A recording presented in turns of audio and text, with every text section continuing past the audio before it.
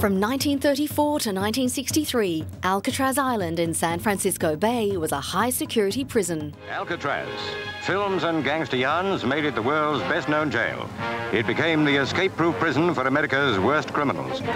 With the very cold waters acting as a natural isolating barrier, the Rock, as the island was known, was home to some of America's toughest and most infamous criminals. Among those who took up residence there was Scarface Al Capone, Roy Gardner, last of the lone badmen of the Old West, and Alvin Karpis, kidnapper, bank robber and murderer, to name just a few.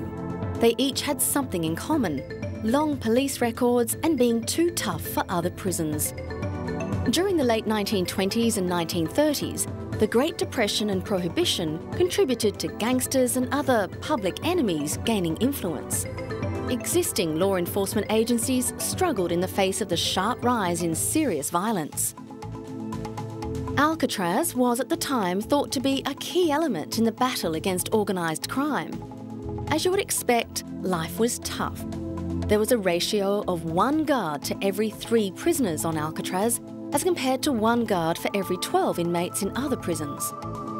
With the gun galleries at each end of the cell blocks and the 12 inmate counts per day, the guards were able to keep extremely close track on each inmate.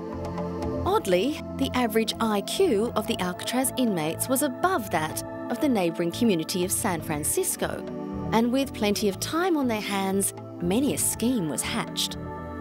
And not all of these notorious criminals took their fate lying down. During its 29 years of operation, the penitentiary claimed no prisoners as ever having successfully escaped. 36 prisoners were involved in 14 attempts, 2 men trying twice. 7 were shot and killed, 2 drowned, 5 were unaccounted for, and the rest were recaptured. The most audacious attempt was on June 11, 1962. 3 convicted bank robbers, Frank Lee Morris, Clarence and John Lee Anglin, escaped during the night. They went missing after an early morning cell check.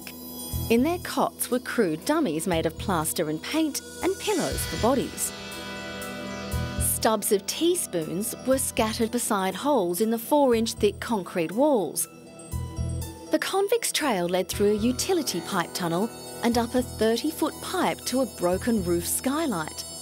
The fugitives went 50 feet down a drain pipe inside the wall and scaled 2 12-foot wire fences at the island's western end, where steep rock cliffs blocked the view from 2 manned gun towers.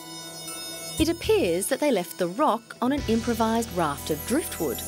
Their freedom was short-lived. Other attempts included the famous mutiny of 1946, as shown on this News Library film.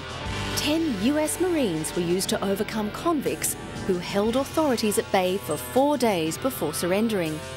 5 were killed, including 2 prison guards, and 2 more prisoners were later executed for their part in the battle. Another 14 were injured. Finally, in 1963, then Attorney General Robert F. Kennedy shut Alcatraz down. The prison was comparatively expensive to run, and its population of over 300 contributed to the bay's pollution problems. But it had to go. With crime on the increase, there weren't enough cells. Farewell, Alcatraz. Since its days as a penitentiary, the island has undergone a major restoration.